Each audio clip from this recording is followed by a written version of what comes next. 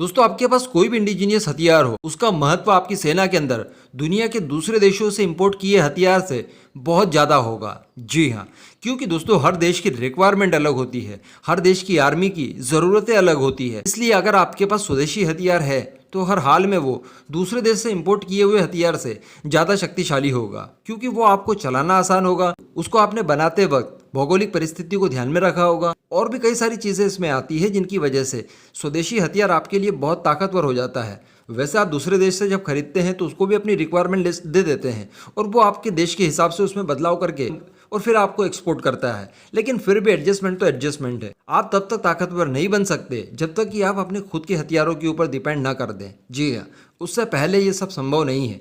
दूसरी बात, दूसरे देशों से जब हम हथियार खरीदते हैं तो कई सालों के लिए बंद से जाते हैं। उस देश के नखरे उठाने पड़ते हैं आपको, क्योंकि आपने उनसे जो हथियार लिए हैं उनकी मेंटेनेंस, उनमें आए ब्रेकडाउन्स को अटेंड करने के लिए आपको उनके इंजीनियर्स की ज़रूरत पड़ेगी। बार बार उनसे कांटेक्ट करना पड़ेगा, जो कि बहुत खर्चीला भी होता है ऑब्वियसली, जिस वजह से आपको इंडिजीनियस हथियार बनाने बहुत ज़रूरी है। तो दोस्तों इसी की श्रेणी में मैं आपको बता दूं कि भारत ने एक तोप बनाई थी, यानी आर्टिलरीज, जिसका नाम था ATA-GS। आपको याद होगा कुछ समय पहले खबरें निकल कर आई थी कि ट्रायल्स के दौरान इसका बैरल फट गया था।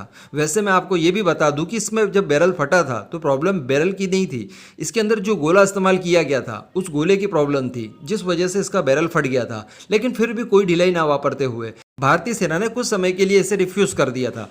जब सब कुछ सामान्य हो जाएगा, इसकी परफॉर्मेंस हमें सही लगेगी, उसके बाद ही इसे हम भारतीय सेना के अंदर इंडक्ट करेंगे। और हुआ कुछ ऐसा ही, इसके ऊपर दोबारा से काम शुरू हुआ, इसके सारे प्रॉब्लम्स हटाए गए, हर चीज़ को बारीकी से देखा गया और अब जो खबरें निकल कर आ रही है उसके हिसाब से इसके ट्रायल शुरू हो चुके हैं। जी हाँ, मैं आपको बता दूं ये कोई छोटी मोटी तो बिल्कुल भी नहीं है, इसने वर्ल्ड रिकॉर्ड भी बनाया था।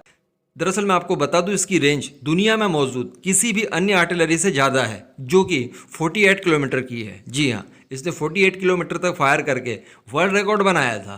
तो जल्दी ही इसके ट्रायल्स पूरे हो जाएंगे और सारी चीज़ें जब सामान्य हो जाएंगी तो इन्हें इंडियन आर्मी के अंदर इंडक्ट कर लिया जाएगा। दोस्तों आप जानते हैं कि चाइना और पाकिस्तान ये दो भारत के बहुत बड़े दुश्मन हैं। दोनों की तरफ भौगोलिक परिस्थिति जो है वो भी काफ़ी विषम टाइप की है। इन एरियाज में आर्टिलरीज का होना बहुत ज़रूरी है। अगर आर्टिलरीज आपके पास पर्याप्त और अच्छी गुणवत्ता वाली हैं तो आप इन देशों के ऊपर नियंत्रण पा सकते हैं। और बस इसी को ध्यान में रखकर ये ATA-GS बनाई गई है। अब दोस्तों इस पूरे मुद्दे के ऊपर आपका क्या मानना है, नीचे कमेंट करके ज़रूर बताइएगा।